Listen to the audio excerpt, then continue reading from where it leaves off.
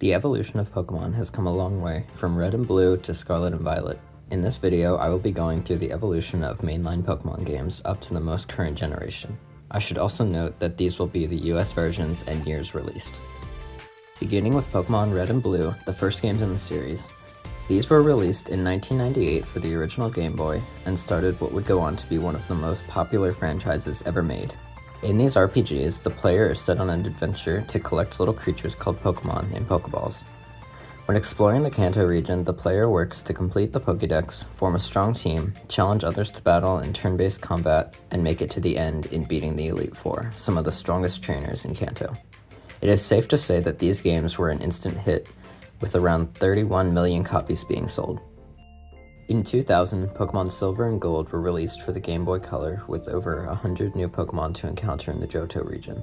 A new generation also brought enhanced graphics, held items, specialized Pokeballs, shinies, special attacks and defense, and eggs. These have all become staples in the series ever since. Pokemon Ruby and Sapphire were released in 2003 for the Game Boy Advance, which took players to the Hoenn region. Due to the plot of climate change, the largest update for these games is that they offered two enemy teams, being Magma and Aqua, with each game having a unique version. Nothing much of note for technical enhancements, but color grading in some areas with water and lava. With the newest handheld console in 2007, the Nintendo DS brought two new installments, being Diamond and Pearl. With the new built-in screen, the DS offered players a new way to explore the world of Pokemon, this time in the Sinnoh region. The ability to trade Pokemon and battle other players around the world were the largest enhancements for these games, as the DS offered Wi-Fi networking. Later in 2011, Pokemon Black and White were released for the DS. These games invited players into the Unova region with large towns and cities filled with skyscrapers and bridges. This is important as these were the first games to be based on locations outside of Japan. While enhancing some visuals, Black and White also added a seasonal cycle for spring, summer, fall, and winter. These games also introduced triple battles where players could battle 3 Pokemon at once with other NPCs or take on alone.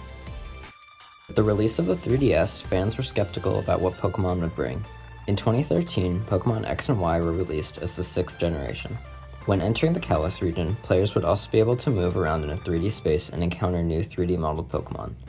An 8-way directional grid was also put in place to give players more mobility options, and the 3D slider could be used in some special instances, such as photos and cutscenes, to slightly enhance the feel. This was the largest time for Pokemon, with Mega Evolution, the introduction of fairy types, and new visuals. In 2016, my favorite games of the series were released for the 3DS. Pokemon Sun and Moon were the new titles that took its players to the Alola region, made up of 4 different islands to explore, and Aether Paradise, a large lab in the center of the 4 islands. Still working with 3D graphics, these games made large enhancements to its environments, character models, and Pokemon models to make them more lifelike. This generation also introduced regional Pokemon that could only be found in the Alola region. This would continue to be a trend in the future games. The large gimmick in these titles were Z-moves, which were powerful moves that Pokemon could perform by holding a Z-crystal, and the Island Challenge, which took the place of gym battles. In 2017, Nintendo released their new handheld console, the Switch.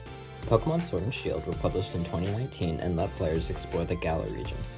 With a more powerful system, enhanced visuals were displayed with 3D models and higher rendering. 2D pixel sprites were not present and were replaced. These games had higher colored environments and larger areas of exploration with large fields, lakes, mountain ranges, and tundras. These were also the first games to receive DLC with the release of Isle of Armor and the Crown Tundra. These added new regions, gameplay, and Pokemon to the base game. Finally, in 2022, Pokemon Scarlet and Violet released, also for the Nintendo Switch. The Paldea region gave players the first fully fledged open world seen in a mainline Pokemon game.